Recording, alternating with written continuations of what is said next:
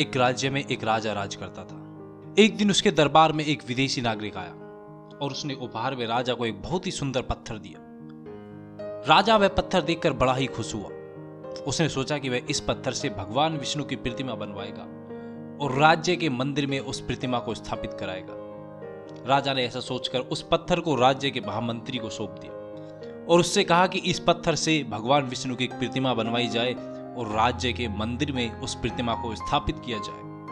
महामंत्री राजा का आदेश पाकर महामंत्री पास के ही गांव में एक सर्वश्रेष्ठ मूर्तिकार के पास गया और उसे वह पत्थर देते हुए बोला कि यह पत्थर महाराज को भेंट में मिला है और महाराज चाहते हैं कि इस पत्थर से एक भगवान विष्णु की अच्छी और खूबसूरत प्रतिमा बनाई जाए, जिसका कार्य मैं तुम्हें सौंप रहा हूं और इसके बदले तुम्हें 50 स्वर्ण मुद्राएं दी जाएंगी। 50 स्वर्ण मुद्राओं का नाम सुनकर मूर्तिकार खुश हो गया और महामंत्री के जाने के बाद उसने प्रतिमा को बनाने का कार्य शुरू किया। मूर्तिकार ने प्रतिमा को बनाने के लिए अपने औजार निकाले और वह काम में जुट गया। अब मूर्तिकार ने उस पत्थर को तोड़ने के लिए अपना हथौड़ा निकाला।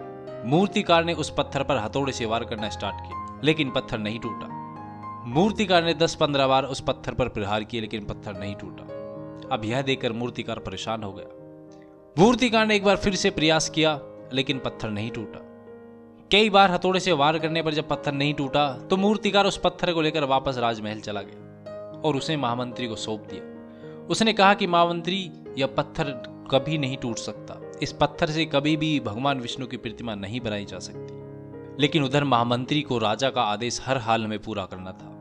अब महामंत्री वह पत्थर लेकर गांव के एक साधारण मूर्तिकार के पास गया। उसने वह पत्थर उस साधारण मूर्तिकार को दिया और उसे महाराज की सारी बात बताई।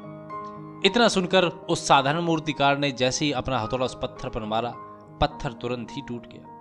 अब यह देखकर महामंत्री सोचने लगा कि काश उस मूर्तिकार ने एक और प्रयास किया होता तो आज वह 50 स्वर्ण मुद्राएं पाने का हकदार हो सकता था। लेकिन उसने ऐसा नहीं किया, इसलिए वह आज 50 स्वर्ण मुद्राओं से हाथ धोकर बैठ गया। इस स्टोरी से हमें यह लर्निंग मिलती है कि हम भी जीवन में ऐसी परिस्थितियों से दो चार होते रहते हैं। कई बार किसी कार्य को पूरा करने से पहले ही हम उसकी समस्या को देखकर हम उस कार्य को करना समाप्त कर देते हैं, क्योंकि हमारा आत्मविश्वास डगमगा जाता है।